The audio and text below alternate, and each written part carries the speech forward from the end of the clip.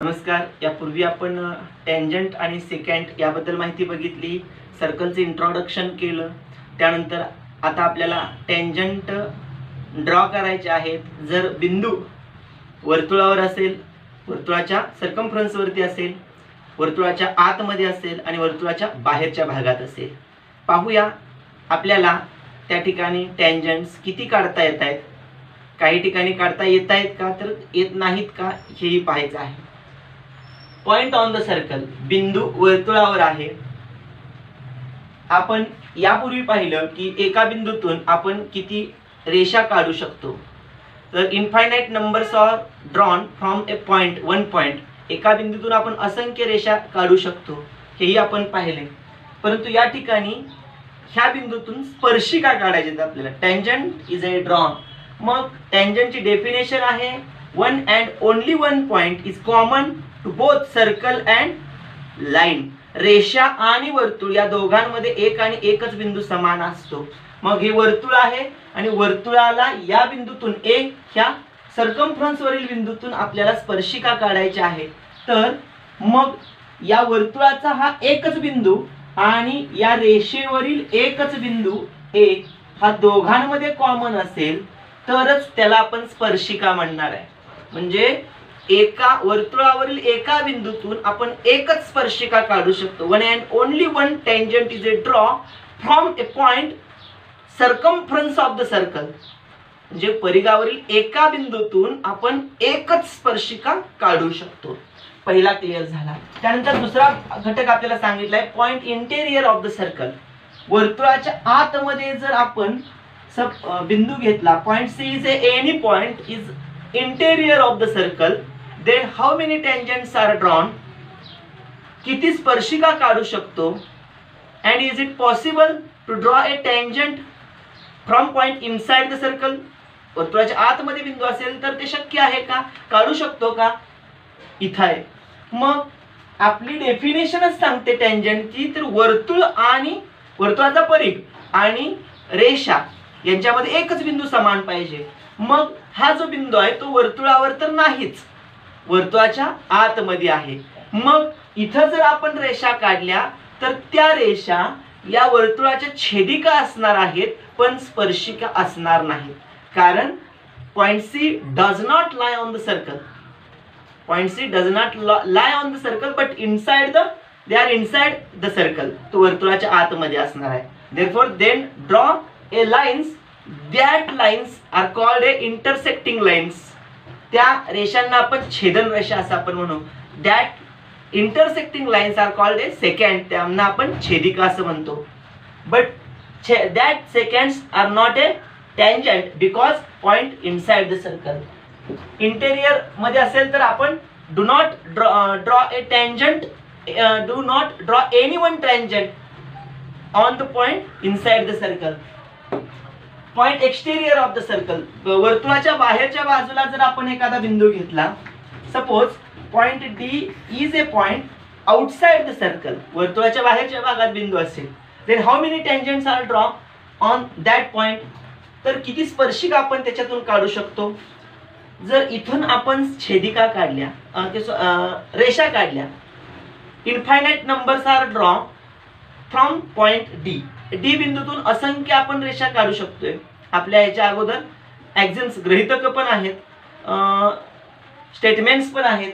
मग इथं आपण जेव्हा लाईन काढतोय तेव्हा एक रेषा समजा या पद्धतीने काढली,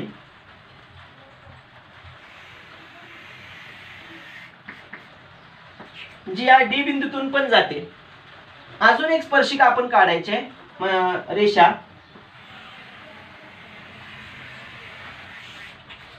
समजा suppose both are a line from passing through the point D.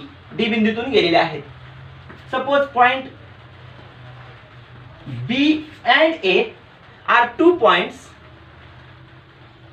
Which are on the circumference of the circle. म्हणजे दोन रेषा आहेत. समजा बीडी ही एक रेषा आहे आणि ह्या बीडी रेषेचा बिंदू बी हा वर्तुळ आणि रेषा यांचा कॉमन पॉइंट आहे.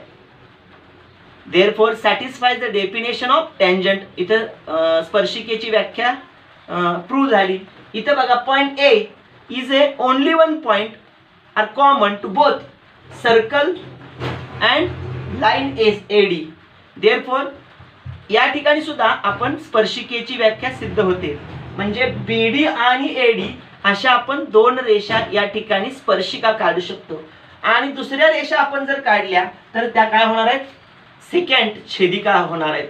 म्हणजे या पद्धतीनं दोनच रेषा आपण स्पर्शिका म्हणून काढू शकतो. कधी, if point is outside the circle, then the BD segment and AD segment, segment BD and segment AD यांच्याबद्दल काय सांगायचं आहे, they are called tangent segment. त्यांना काय म्हणायचं आहे, टेंजंट सेगमेंट, स्पर्शिका खंड.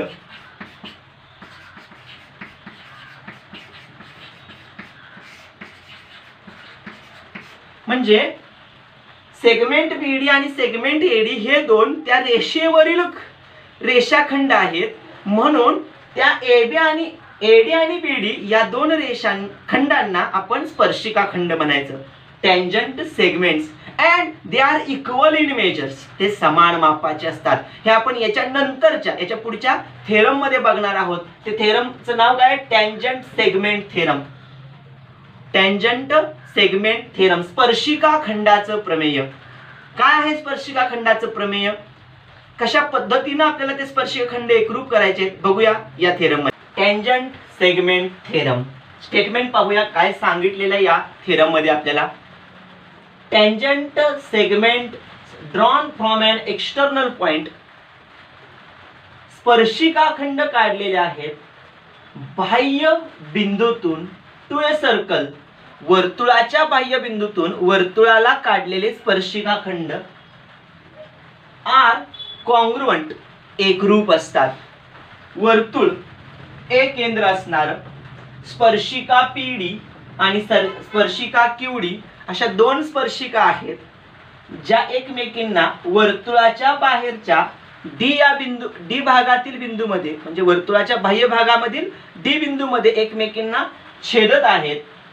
सांगायचं आहे ते स्पर्शिका खंड PD सेगमेंट हा टेंजंट सेगमेंट आहे, QD हा सेगमेंट टेंजंट सेगमेंट आहे. That tangent segments are congruent, हे स्पर्शिका खंड एकरूप आहेत. पक्ष आपल्याला दिलेला भाग बघूया. गिवन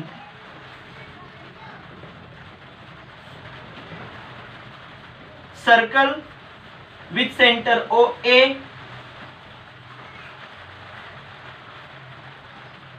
वर्तुळ आहे जे A केंद्रबिंदूचं आहे. PD and QD are tangents. Line PD and line QD are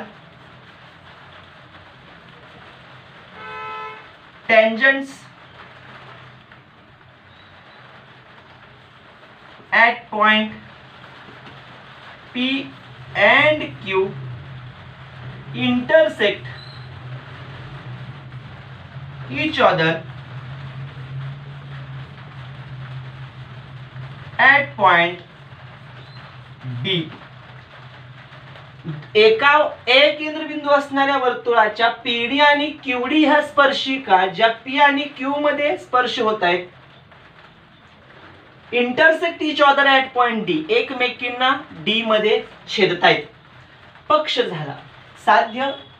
to prove, काय सिद्ध करायचं आहे, then that tangent segments PD is congruent to the tangent segment QD. तर ते दोन स्पर्शिका खंड एकरूप आहेत हे आपल्याला सिद्ध करायचं आहे. कन्स्ट्रक्शन आपल्याला रचना करावी लागणार आहे. या ठिकाणी आपल्याला या वर्तुळांच्या स्पर्शिका घ्यायच्या आहेत. या वर्तुळांच्या त्रिज्या घ्यायच्या आहेत. AP आणि AQ या दोन आपण त्रिज्या घेऊया. त्यानंतर AD हे लंब अंतर आहे. हे लंब अंतर तुम्ही रचनेमध्ये सुद्धा घेऊ शकताय, आपल्या डायग्राम मध्ये या ठिकाणी दिलेलंच होतं.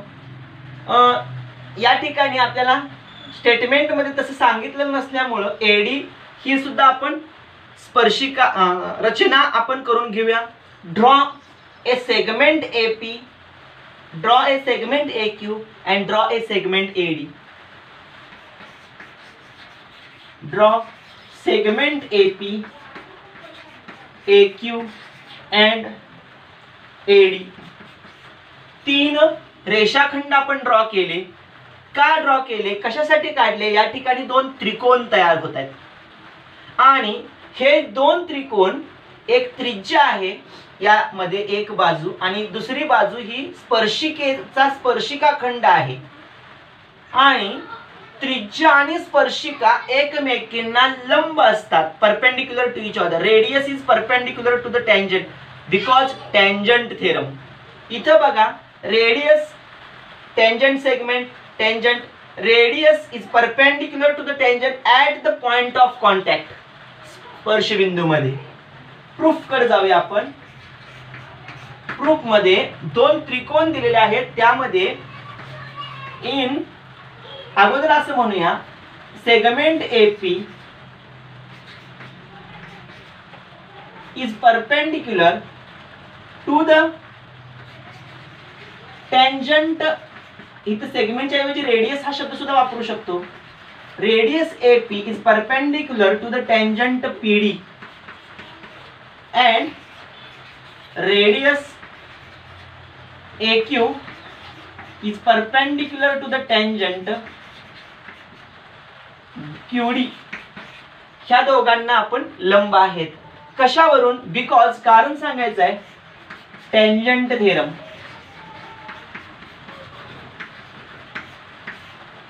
स्पर्शिकेचं प्रमेय आपल्याला सांगते की त्रिज्या ही स्पर्शिकेला लंब आहे. मग in triangle APD and triangle AQD या 2 त्रिकोणांमध्ये कोण P आणि कोण Q 90 अंशाचे आहेत.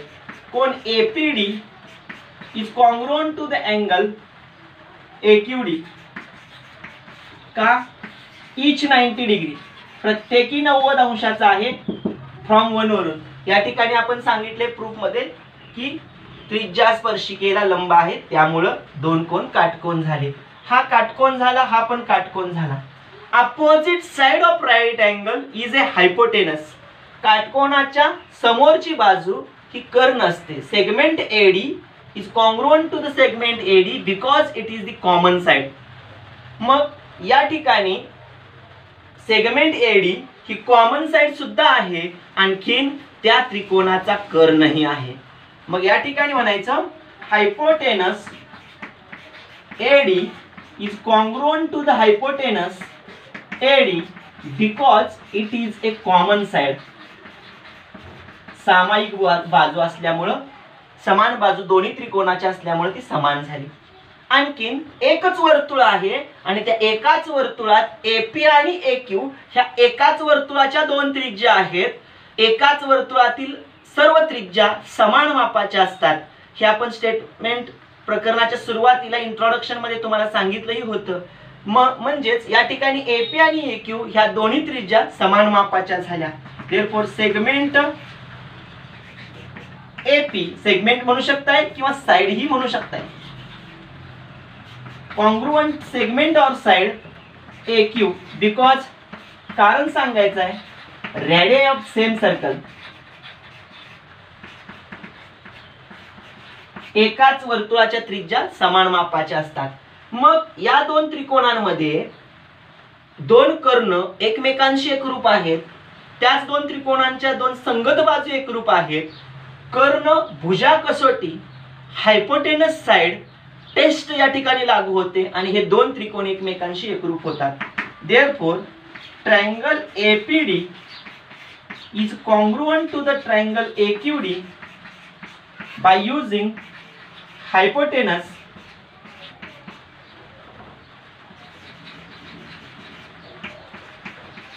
Side test. कर्णभुजा कसोटी सांगते की 2 त्रिकोण एकरूप आहेत. जर 2 त्रिकोण एकरूप असतील तर त्या 2 त्रिकोणांच्या संगत बाजू त्रिकोण एपीडी ची ही याच्याशीच एकरूप आहे, या दोन याच्याशीच त्यांच्या एकमेकांशी एकरूप आहेत, उरलेल्या दोन बाजू ह्या पीडी आणि क्यूडी एकमेकांशी एकरूप असणार.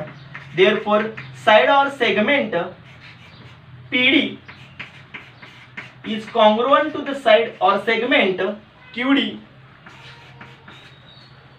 are congruent by using corresponding sides of congruent triangle. एकरूप त्रिकोणाच्या संगत बाजू एकरूप आहेत. प्रूफ मध्ये आपल्याला सांगितले त्या पद्धतीने लिहूया. therefore साइड हितच किंवा सेगमेंट म्हणलं असतं तरी चाललं असतं. Segment PD is equal to or congruent to the side QD. hence the proof. हेच आपल्याला सिद्ध करायचं होतं. या पद्धतीने आपण कर्णभुजा कसोटीचा वापर केला, रचना केली, 1, 2 आणि 3 रेषाखंड काढले, ड्रॉ केले, 2 त्रिकोण आपल्याला कर्ण एकरूप सामायिक भुजा असल्यामुळं भुजा दुसऱ्या बाजू एकरूप, कारण एकाच वर्तुळाच्या त्रिज्या असल्यामुळे एकरूप झाल्या. कर्णभुजा कसोटीचा वापर करून आपण 2 त्रिकोण त्यांच्या संगत बाजू एकरूप दाखवल्या आणि यावरूनच आपण सिद्ध केलं की tangent segments are congruent. लास्टला या ठिकाणी स्टेटमेंट सुद्धा आपण लिहू शकतो. therefore hence the proof means what? tangent segments drawn from an external point to a circle are congruent. म्हणजे वर्तुळाच्या बाह्य बिंदूतून वर्तुळाला काढलेले स्पर्शिका खंड एकरूप असतात. यावर आधारित आपल्याला काही एक्झाम्पल्स बघूया. आपल्याला एक एक्झाम्पल या ठिकाणी सांगितलेलं आहे. काय सांगितलंय बघा. एक वर्तुळ आहे. इन द ॲडजॉइनिंग फिगर जोड आकृतीमध्ये सर्कल विथ सेंटर डी केंद्र असणारे वर्तुळ आहे. Touch the sides of ACB, angle ACB, कोण एसीबी ॲट ए अँड बी. वर्तुळ केंद्रबिंदू डी असणाऱ्या वर्तुळाला कोण एसीबी च्या भुजा एसी आणि बीसी ह्या ए आणि बी या दोन बिंदूत काय करतायत? टच, स्पर्श करतायत. If angle ACB is 52 degree, या ठिकाणी आपल्याला 52 अंशाचं माप दिलेलं आहे. Find measure of angle ADB. तर कोण एडीबी या कोणाचं माप किती हे आपल्याला विचारलेलं आहे. म्हणजे एक वर्तुळ आहे डी केंद्र असणारे, त्याच्या बाह्य भागात एक बिंदू आहे सी, या ठिकाणी एक अँगल कोण तयार झालेला आहे एसीबी 52 अंश मापाचा आणि विचारलेला आहे find measure of angle ADB. त्याच्या समोर जो कोण एडीबी तयार होतोय या कोणाचं माप आपल्याला या ठिकाणी विचारलेलं आहे. एक आकृतीमध्ये चौकोन तयार होतोय. कोणता बघा? कोण ए, या ए बिंदू, सी बिंदू, बी बिंदू आणि डी बिंदू 4 बिंदू आहेत. 4 बिंदूंनी एकत्रित आकृती चौकोनाची तयार होते. AC BD is a quadrilateral, चौकोन तयार होते. मग या चौकोनामध्ये एक कोन दिलाय, 1, 2, 3 कोणांची माप आपल्याला माहिती नाहीत, पण आकृती ज्या पद्धतीने आपल्याला सांगितलेली आहे त्यामध्ये डी केंद्रबिंदू आहे, डी ए त्रिज्या आहे, डी बी त्रिज्या आहे, A and B sides are touch at point A and B. ह्या अँगलचे जे पॉइंट्स आहेत म्हणजे साइड्स ए बी सी आणि ए सी आहेत, touch the circle at points A and B, वर्तुळाला ए आणि बी मध्ये स्पर्श करतात. म्हणजे ए सी आणि B D that are tangents, ह्या स्पर्शिका आहेत. Means radius is perpendicular to the tangent, radius is perpendicular to the tangent. त्रिज्या ही स्पर्शिकेला लंब असणार आहे. त्या दोन अँगलच्या ठिकाणी बी आणि ए या दोन ठिकाणी आपल्याला काटकोन तयार होणार आहेत. म्हणजे राईट अँगल 52 डिग्री. 3 अँगल्स आपल्याला माहित होतात. चौथा आपल्याला मिळवायचा आहे sum of the measure of angles of quadrilateral, चौकोनाच्या बेरजेच्या गृहीतकावरून आपण सिद्ध करायचं आहे. बघूया काय सांगितलेलं आहे. Proof.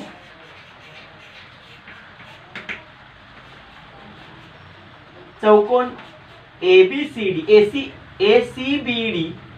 ACBD quadrilateral is a quadrilateral. हा चौकोन आहे. जर चौकोन असेल तर काय सांगितलेलं आहे? Angle ACB is a 52 degree given, दिलेलं माहिती आहे. यानंतर आपल्याला सांगितलेलं आहे segment DA angle ACB, sides of angle ACB touches the circle at points A and B. जर यामध्ये स्पर्श करत असतील तर रेडियस DA ही लंब असणार टँजंट AC ला आणि त्रिज्या DB ही सुद्धा लंब असणार स्पर्शिका BC ला. BC ला म्हणजे AC आणि BC ला DA आणि DB ह्या दोन स्पर्शिका लंब असणार आहेत बाय युजिंग टँजंट थेरम. स्पर्शिकेचं प्रमेय आपल्याला सांगते की त्रिज्या स्पर्शिकेला लंब असणार म्हणून कोन DAC बरोबर कोन DBC 90 अंशाचा इच 90 डिग्री या पद्धतीनं आपण सांगितलं. म्हणजे 1 2 3 कोन मिळाले आपल्याला. Number 1 number 2. By using property of a quadrilateral आपल्याला चौकोनाचं गृहीतक सांगते angle ADAC plus ACB plus CBD plus ADB is equal to 360 degree. Sum of measure of angles of a quadrilateral. चौकोनाच्या चारी कोनांच्या बेरजेचं गृहीतक सांगते की सगळ्यांची बेरीज 360 असणार. DAC 90 अंश, ACB 52 अंश, CBD 90 अंश आणि ADB विचारलेला आहे तो तसाच ठेवूया इज इक्वल टू 360 डिग्री. 9 9 18 18 आणि 5 23 आणि हा 2 232 अधिक कोन ADB डिग्री 360 डिग्री. म्हणजे आपल्याला तिन्ही कोणांची आपण बेरीज केली. आता हा 232 पलीकडे नेऊया. Therefore angle ADB is equal to 360 degree minus 232 degree. 360 मधून आपल्याला 232 घालवायचे आहेत. 10 तून 2 गेले 8, 6 तून 4 गेले 2, 3 तून 2 गेला 1, 128 128 degree is the measure of angle ADB. Measure of fourth angle is 128 degree.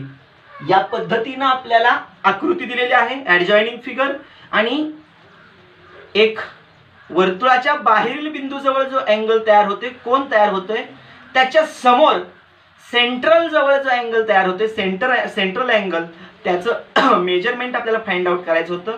तर या sum of measure of angles of a quadrilateral आणि टँजंट थेरम या दोघांचा उपयोग करून आपण ते.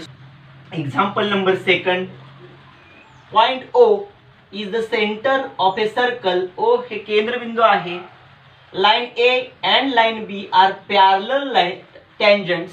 रेषा A आणि रेषा B ह्या समांतर स्पर्शिका आहेत to the circle at P and Q. P आणि Q मध्ये काढलेल्या A आणि B या वर्तुळाच्या स्पर्शिका आणि एकमेकींना समांतर असणाऱ्या रेषा आहेत. प्रूव्ह दॅट सिद्ध करा सेगमेंट PQ हा रेषाखंड PQ is a diameter of the circle हा व्यास आहे हे सिद्ध करायचे आपल्याला. मग आपल्याला हे व्यास आहे हे सिद्ध करण्यासाठी या दोन रेषांचा इथं असणाऱ्या कोनांशी संबंध जोडावा लागेल. आपल्याला व्यास होण्या अगोदर ह्या दोन त्रिज्यांपासून हा व्यास होतोय. ह्या दोन त्रिज्या आहेत हे लक्षात आणून द्यावं लागेल. या दोन त्रिज्या कधी होणार या स्पर्शिका आहेत हे दिले. इथं होणारा कोण काटकोन आहे, इथं पण होणारा काटकोन होतोय हे आपल्याला सांगावं लागेल. आणि त्यानंतर ही पूर्ण रेषा POQ हे एका रेषेत आहेत हे सांगावं लागणार. आणि मग हे एका रेषेत आहेत कधी सांगावं लागेल, जेव्हा हे दोन PO आणि QO रेषाखंड एकमेकांशी जोडले जातील. कधी जोडले जातील, इथं काटकोन होईल तेव्हा एका सरळ रेषेत जोडले जातील. मग आपल्याला या ठिकाणी काटकोन सांगितला तर हे दोन विरुद्ध किरण तयार होतात, एक सरळ रेषा आणि POQ एका रेषेत आणि PQ आपण डायमीटर सांगू शकतो. म्हणजे आपल्याला अगोदर दिलेल्या भागामध्ये A आणि B या दोघांना समांतर दिलेला आहे, त्याच्यासाठी एक रचना करावी लागेल. O बिंदूतून आपल्याला एक समांतर रेषा काढावी लागेल जी A या रेषेला समांतर आहे. कन्स्ट्रक्शन प्रूफ कडे जाऊया.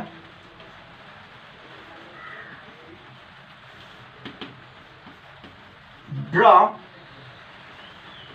Line C is parallel to the line A. A आणि C एकमेकांना समांतर होईल असं आपण रेषा काढली. आता लक्षात घ्या, OQ आणि OP यांचा विचारात घेतला तर OQ ही एक त्रिज्या आहे. OP आणि OQ ह्या दोन त्रिज्या असतील, ह्या दोन स्पर्शिका असतील, तर इथं काटकोन असणार आहे. Segment OP and segment OQ are tangent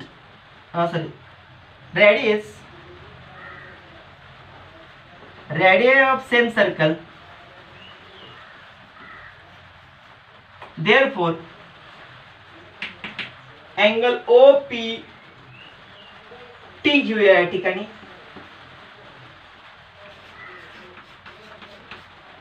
याचं माप समान आहे 90 डिग्री. OQ या ठिकाणी R घेतो, OPR OQR याच्याशी OQR याच्याशी, का तर प्रत्येकी 90 आहे. Tangent theorem.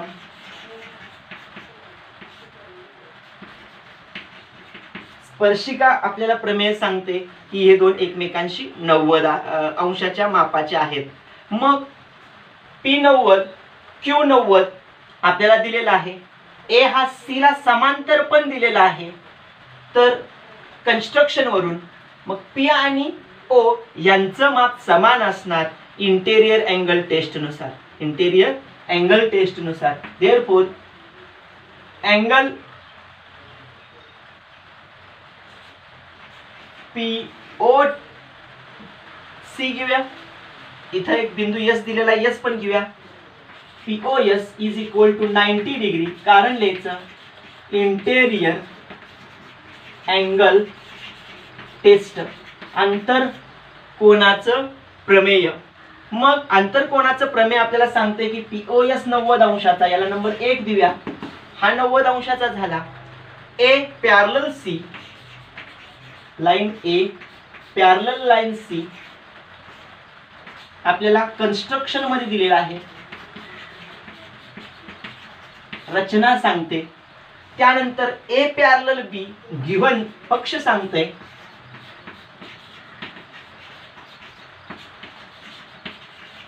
पक्ष सांगते. मग हे याला समांतर रचना, ही रेषा याला समांतर, पक्ष तर पहिला दुसऱ्याशी एकरूप, पहिला तिसऱ्याशी एकरूप, तर दुसरा आणि तिसरा एकरूप झाला. ट्रान्झिटिव्हिटी लॉ सांगतोय line C parallel line B. कशावरून? ट्रान्झिटिव्हिटी म्हणूया या ठिकाणी. संक्रमकता नियम लागू होतोय, एकमेकांना समांतर झाले. मग हा जर याला समांतर असेल, ह्या दोघांची माप 90 आहेत, हा सुद्धा 90 अंशाचा येणार आहे.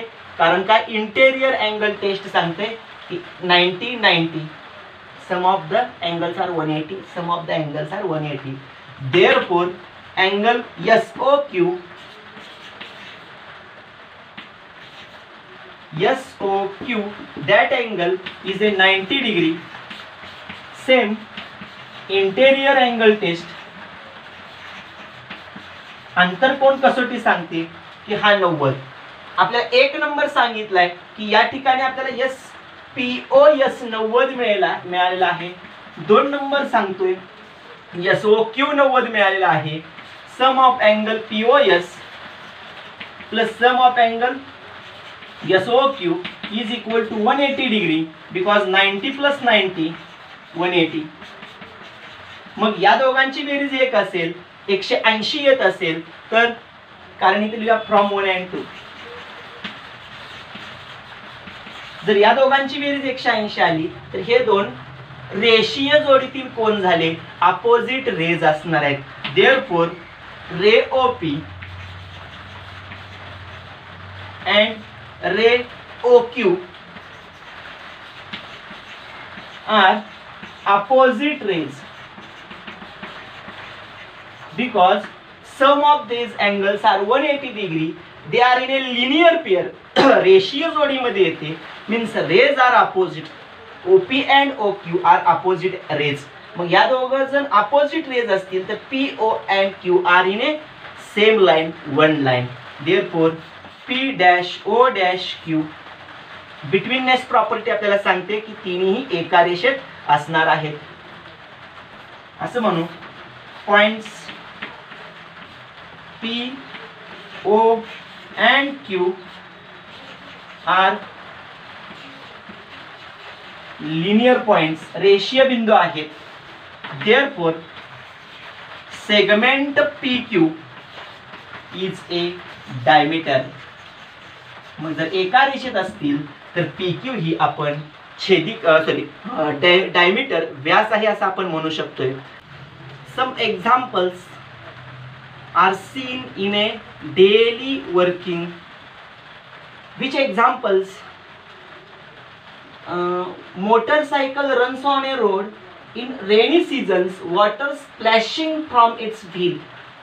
जेव्हा आपण मोटरसायकल वरून जात असतो रस्त्यावरून आणि पावसाळा असतो त्या पावसाळ्यांमध्ये पाण्याचा भाग टायरला आपल्या फिरून वेगानं बाहेर जाताना आपल्याला दिसतोय. म्हणजे या पद्धतीनं टायर आहे, आपल्या गाडीचं चाक आहे आणि गाडी अशी पुढे यायला लागलेली आहे तेव्हा ह्या खाली असणारे जे पाणी आहे ते या पद्धतीनं आपल्याला एक सरळ रेषेमध्ये पुढे जाताना जाणवते.